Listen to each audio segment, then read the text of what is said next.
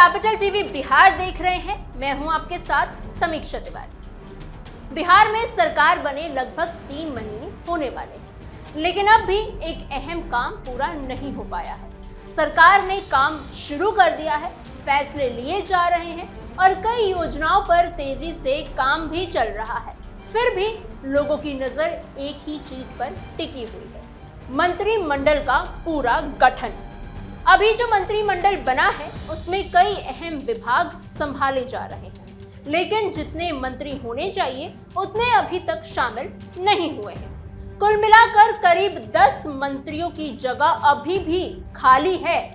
सरकार में शामिल एनडीए के अलग अलग दलों के बीच मंत्री पद को लेकर पहले से ही हिस्सेदारी तय हो चुकी है। इस बंटवारे में सबसे ज्यादा कोटा जदयू को मिला है, जहां 6 मंत्री बनने हैं। वहीं भाजपा के हिस्से में 4 मंत्री पद आए हैं। हालांकि अभी तक इन सभी पदों पर नियुक्ति नहीं हो पाई है। इसी वजह से मंत्रिमंडल का विस्तार अब तक अधूरा माना जा रहा है और सियासी गलियारों में इसे लेकर लगातार चर्चा बनी हुई है। अब मंत्रिमंडल विस्तार कब होगा और किस किस के नाम इसमें सामने आ रहे हैं, ये सब जानेंगे और समझेंगे इस स्पेशल स्टोरी में।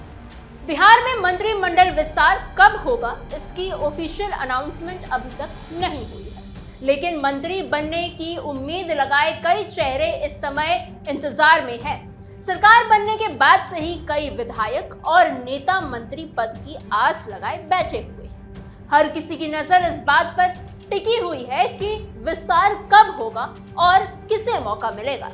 राजनीतिक गलियारों में भी लगातार यही चर्चा चल रही है कि आखिर किन चेहरों को मंत्रिमंडल में जगह मिल सकती है।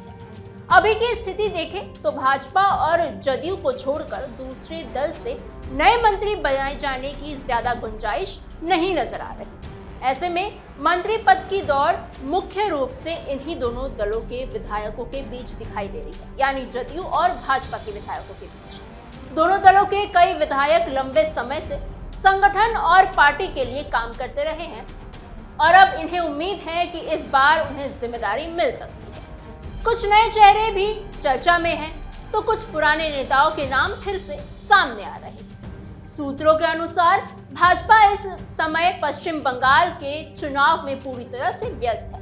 पार्टी में बड़े नेता, रणनीतिकार और संगठन के कई महत्वपूर्ण लोग वहीं चुनाव की तैयारियों में लगे हुए हैं। रैलियां, बैठकों और चुनावी रणनीति के कारण उनका ध्यान फिलहाल बिहार की तरफ थोड़ा कम है। इसी वजह से माना जा रहा है कि जब तक बंगाल चुनाव खत्म नहीं हो जाते तब तक मंत्रिमंडल विस्तार की प्रक्रिया आगे नहीं बढ़ाई जाएगी। पहले ये माना जा रहा था कि खरमास खत्म होने के बाद कभी भी विस्तार हो सकता है। उस समय कई नेताओं के नाम भी चर्चा में आने लगे थे और समर्थकों के बीच उत्साह भी देखने को मिल रहा था। लेकिन समय बीतने के साथ ये साफ होता चला गया कि फैसला अभी भी टल सकता है और सभी की नजरें अब आगे होने वाली राजनीतिक गतिविधियों पर टिकी हुई है, जहां से अगला संकेत मिलने की उम्मीद की जा रही है और नेता लगातार अपनी सक्रियता बनाए हुए पार्टी के कार्यक्रमों में हिस्सा ले रहे हैं, संगठन से जुड़े लोगों से मिल रहे हैं और अपने क्षेत्र में भी सक्रिय रहकर अपनी दावेदारी मजबूत करने की कोशिश कर रहे हैं, ताकि जब भी मौका आए तो उनका नाम सबसे आगे दिखाई दे सके। चुनाव से लेकर सरकार बनने तक बिहार में जातीय समीकरण हमेशा से ही राजनीति में अहम भूमिका निभाता रहा है।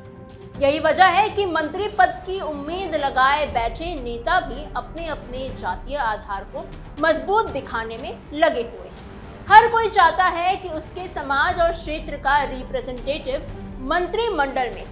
इसी आधार पर कई विधायक अपनी दावेदारी मजबूत करने की कोशिश कर रहे हैं। बिहार में मंत्रिमंडल विस्तार के साथ साथ अब राज्यसभा चुनाव भी चर्चा का बड़ा विषय बन गया है। राजनीतिक गलियारों में इस समय दोनों ही मुद्दों पर लगातार बात हो रही है। अप्रैल महीने में बिहार से राज्यसभा की 5 सीटें खाली होने वाली है, इसीलिए अभी से जोड़ तोड़ और बैठकों का दौर शुरू हो गया है। हर पार्टी अपने हिसाब से तैयारी कर रही है और संभावित उम्मीदवारों के नाम भी सामने आने लगे हैं। इन 5 सीटों में से 2 सीटें जेडीयू के खाते में मानी जा रही है। और 2 सीटें भाजपा के हिस्से में हैं।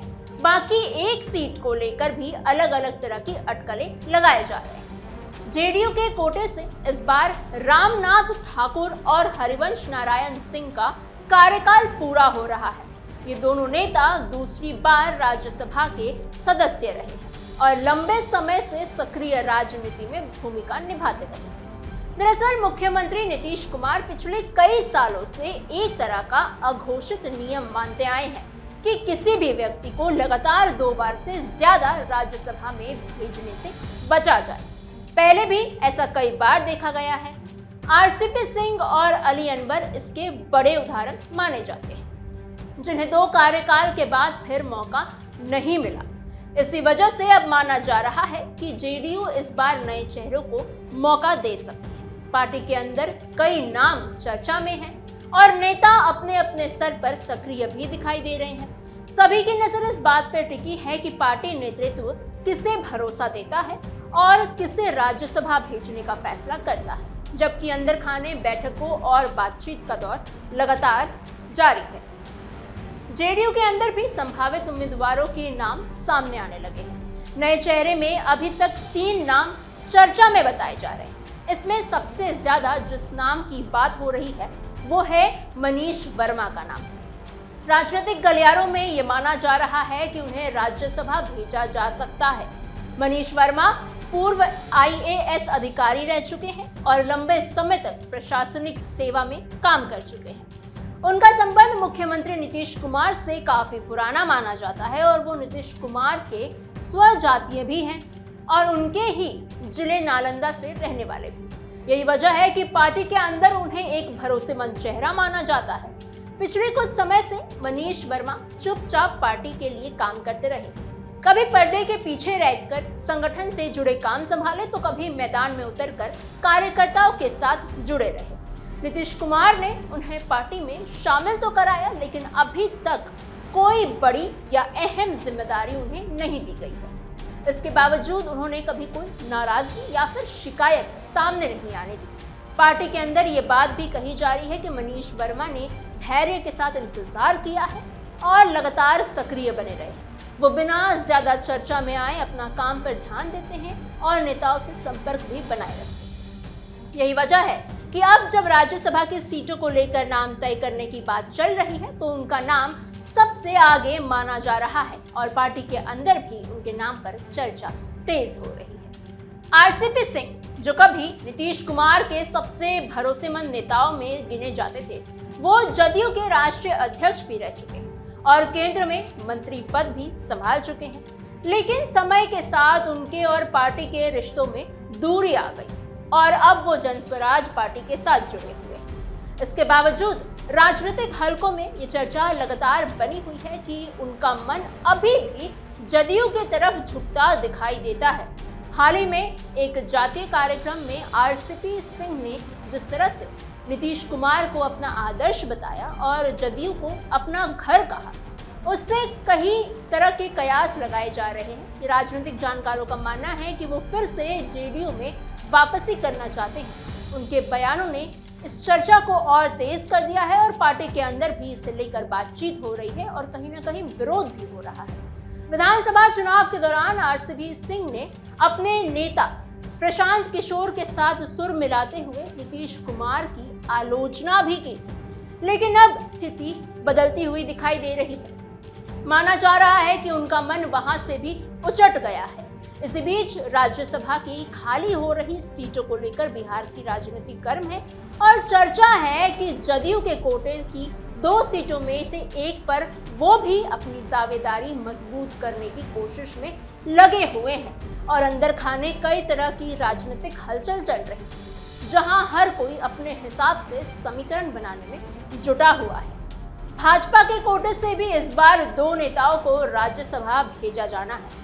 इसे लेकर पार्टी के अंदर पहले काफी चर्चा थी और कई नाम सामने आ रहे थे। हालांकि फिलहाल ये चर्चा थोड़ी ठंडी पड़ गई है और पार्टी नेतृत्व सही समय का इंतजार करता दिखाई दे रहा है। शुरुआत में जिन 2 नामों की सबसे ज्यादा चर्चा हुई उनमें एक नाम नितिन नवीन का था और दूसरा नाम लोक गायक पवन सिंह का।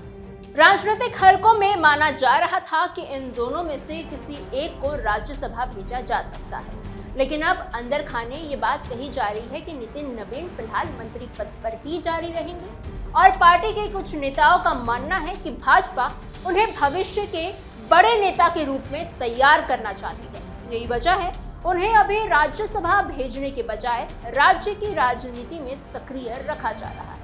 वहीं विजय सिन्हा को लेकर भी ये संकेत मिल चुका है कि फिलहाल उन्हें मुख्यमंत्री पद के लिए नहीं देखा जा रहा। इधर पश्चिम बंगाल में अप्रैल तक सरकार गठन की प्रक्रिया पूरी होगी और वहां चुनावी माहौल बना हुआ है। भाजपा ने बंगाल के जीत के लिए पूरी ताकत लगा दी है। रैलियां, बैठकें और संगठन की तैयारियां लगातार चल रही है। बिहार के बाद बंगाल चुनाव पार्टी के लिए प्रतिष्ठा का सवाल बन गया है, इसलिए इस समय पूरा ध्यान वही है। इसी कारण बिहार अभी भाजपा के मुख्य फोकस में नहीं है। राजनीतिक जानकारों का मानना है कि जब तक बंगाल चुनाव खत्म नहीं हो जाते तब तक बिहार में मंत्रिमंडल विस्तार और राज्यसभा उम्मीदवारों को लेकर कोई बड़ा फैसला नहीं लिया जाएगा।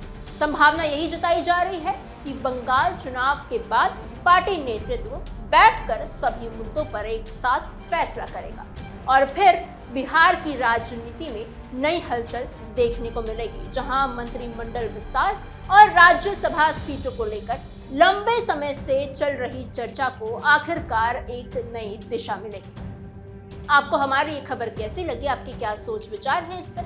हमें कमेंट बॉक्स में जरूर बताइएगा। ऐसे ही और खबरों, जानकारियों और अपडेट्स के लिए बने रहिए कैपिटल टीवी बिहार के साथ।